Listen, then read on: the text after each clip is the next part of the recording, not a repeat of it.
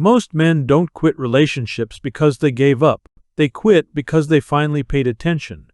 You've been told the story your whole life. A man alone is a man who failed. But something is shifting. Men in their 60s and 70s are walking away from romantic relationships, not in bitterness, not in defeat, and they are calmer than they've been in decades. That's not a crisis. That might be the first clear-eyed decision they've made in years. There are 5 reasons this is happening, and by the end of this, you may not see your own life the same way. This isn't about anger. It's not about blame. What you're about to hear is a pattern, something that shows up again and again in the lives of men who stepped back and asked a question most never dare to ask: what if I'm not the one who's broken? These 5 reasons aren't excuses. They're observations. Some of them will be uncomfortable. Some of them will feel like the first time someone said out loud what you've been thinking for years. Here's what's underneath all 5 of these reasons. Something changed, not in men, but in the structure of what relationships ask of men at this stage of life. The costs shifted, the roles shifted, and the men who noticed that first are the ones who made a different choice. We're not going to talk about what anyone did wrong, we're going to talk about what's real. By the time we reach the 5th reason, you'll understand why so many men describe this moment, this choice to step back. Not as loss, but as the first thing in a long time that actually made sense. Let's start at the beginning. 1. The cost of being the steady one. It seems like a strength. Men were built for it, the story goes, to be reliable, to absorb the pressure, to keep things running when everything around them is shaking. In a relationship, that meant being the one who stayed calm, the one who didn't crumble, the one who showed up. But here's the turn. Steadiness without reciprocity isn't strength. It's a slow drain. And for most men who built their identity around being the stable one, no one ever asked what it cost them. Think about a man, call him the reliable one, who spent 40 years in a marriage where his job was to hold it together. His partner's anxieties, family conflicts, health fears, he carried all of it. Not because he was forced to, because he was good at it. Because the relationship ran on his emotional labor. And when the relationship ended, either through divorce or loss, he discovered something strange. He felt lighter, not immediately, but eventually. He wasn't numb. He was no longer responsible for someone else's interior world. That feeling surprised him. He hadn't expected relief. He'd expected grief. And he got that too. But underneath it was something he hadn't felt in decades. Space. The escalation is subtle but significant. When you spend decades as the emotional infrastructure of a relationship, you lose something, the habit of tending to yourself. Your health falls behind. Your rest falls behind. Your sense of what you actually need becomes so underdeveloped that you barely recognize it anymore. And re-entering a relationship at 60 means signing up for all of that again, often with higher stakes, because now there are medical realities, financial limits, and far less time to recover. The question becomes, is the return worth the cost? If the relationship asks you to be the floor that everyone stands on and nothing holds you, that's not partnership. That's a job. And some men, at this stage, have decided they've worked enough. The next reason is quieter, but it cuts deeper. 2. The identity renegotiation. Nobody warned them about. On the surface, it looks like 2 people growing together. That's the promise. 2 lives intertwined, each one enriching the other. But the pivot comes fast. In practice, especially for men of this generation, the relationship often asked one person to shrink so the other could expand. And most of the time, it was the man who did the shrinking, quietly, gradually, in ways he barely noticed until decades had passed. Here's why it happens. The social architecture of relationships, built in the decades when many of these men were forming their identities, rewarded male self-erasure under the label of providing. You were the background, the context, the one whose personal evolution was secondary. And the thing is, most men accepted that without being asked. It was just what you did. Imagine a man who had a genuine passion for building things, woodworking, restoration, craftsmanship. He had real skill. But the relationship had needs that always came first. The weekends, the energy, the space in the garage that became storage. By the time he was 65, the tools were still there. The passion was buried under 30 years of compromise. Now single, he rebuilt that space. Not because he was angry, because he finally could. And here's what that revealed. He hadn't lost the skill, he'd just lost the permission. The larger cost is this. When your identity spends decades organized around someone else's needs, re-entering a relationship at this age risks the same dynamic reasserting itself. Only now there's less life remaining to reclaim what was set aside. The practical rule: if you've started to remember who you were before the relationship and you like that person, protect him. That's not selfishness, that's integrity. The third reason is where things get financial and more concrete than most people expect. 3. The math doesn't work the way it used to. It seems obvious that two people sharing a life share the costs. That's the logic. Combined resources, shared expenses, lower overhead. But the pivot at 65, 70, 75, the financial calculus of a relationship is almost nothing like it was at 35. Here's the mechanism. When you're young and combining households, you're pooling growth. Two incomes accumulating together, time ahead to absorb mistakes. When you're in the final chapters of your financial life, you're not pooling growth anymore. You're managing a fixed resource. And relationships at this stage almost always introduce costs that weren't part of the projection.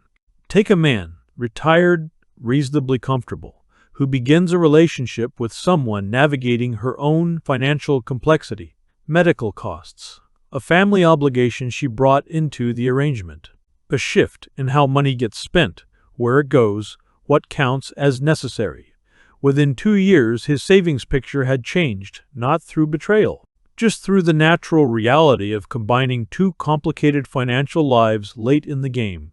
He hadn't seen it coming. That's the part that stings. The escalation, unlike at 35, there's no runway to rebuild. A significant financial disruption at 68 isn't an inconvenience. It's a threat to the independence and security that took a lifetime to construct. And for men who watch their financial footing shift during a previous relationship, the reluctance to re-expose that position is not paranoia. It's pattern recognition. Before any serious financial entanglement, ask the hard question. Not just, do we get along? But does this arrangement protect what I spent 40 years building? If the answer isn't clear, the answer is no. Next, something most men haven't said out loud, because it sounds like something's wrong with them. It isn't. 4. The silence has become something they don't want to give back. It sounds like loneliness. That's what people assume. A man alone in a quiet house must be suffering. But the pivot, for a man who spent decades in a high-friction environment, constant negotiation, emotional management, the background noise of someone else's rhythms, silence isn't emptiness, it's oxygen. Here's why that matters. The nervous system adapts to chronic stress. After years of living in an environment of persistent interpersonal tension, even mild normal relationship tension, the body doesn't know how to be at rest anymore. It's on guard.